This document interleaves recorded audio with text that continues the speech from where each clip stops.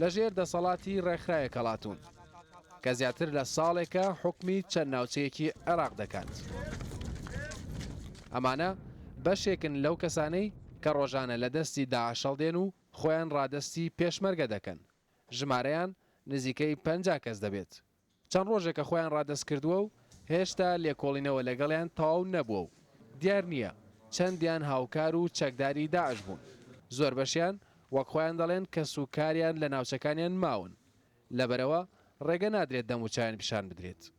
زۆربیان چیرۆکی دوور و درێژیان لەبارەی ژیانی خۆیانەوە لەژێر دەسەڵاتی داعش لایە، بەڵام لە ترسی ئازاردانی کە سوکاریان لە ناوچەکانی خۆیان ناوێرن بیگەڕنەوە.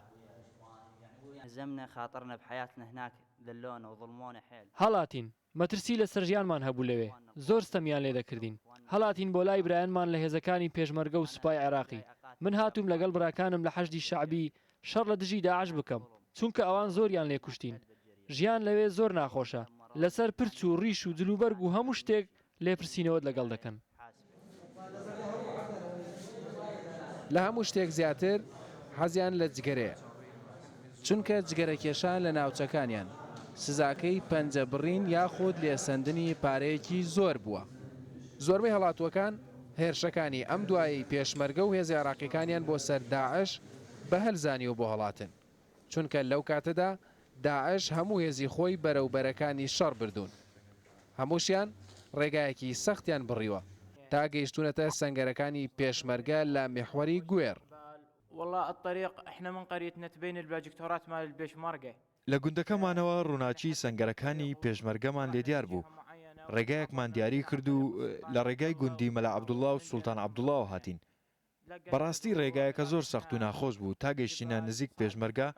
ئەو کات دوی بەرەبەیان بوو، ماینەوە تا دنیا و ڕووناک بوو. دواتر خۆمان ڕادەست کرد و پێشمەرگە پێشوازی لێکردین و نانی بەیانی و جگەرەشیان پێداین.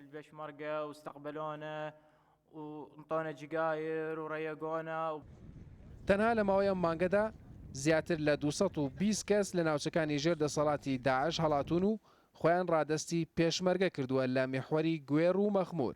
دەگوترێت هەڵاتنی ڕۆژانەی چەکدار و خەڵکی ژێر دەسەڵاتی داعش هەرسی چەکدارانی داعش دەردەخەن لە ناوچەکانیان. بەتایبەت ئێستا کە هەواڵی کۆنتڕۆڵکردنەوەی ناوچەکانی ژێر دەسەڵاتی داعش لە هەموو کاتێک گەرمترە. ڕۆژ بە ڕۆژ چەکدار و خەڵکی سڤیلی ژێر دەسەڵاتی داعش هەڵدێن و خۆیان ڕادەستی هێزەکانی پێشمەرگە دەکەن. هەڵاتنی ئەمانە ئەوە دەردەخات کە ژیان لە ژێر دەسەڵاتی خەلافەتەکەی داعش زۆر قورس و زەحمەتە. بۆیە لەگەڵ هەواڵی نزیکبوونەوەی کۆنتڕۆڵکردنی ناوچەکانی ژێر دەسەڵاتی داعش ڕۆژانە پۆل خەڵک و تەنانەت هەندێک لە چەکدارانی داعشیش هەڵدێن. نەبەحسێن ڕووداو، میحوەری گوێر.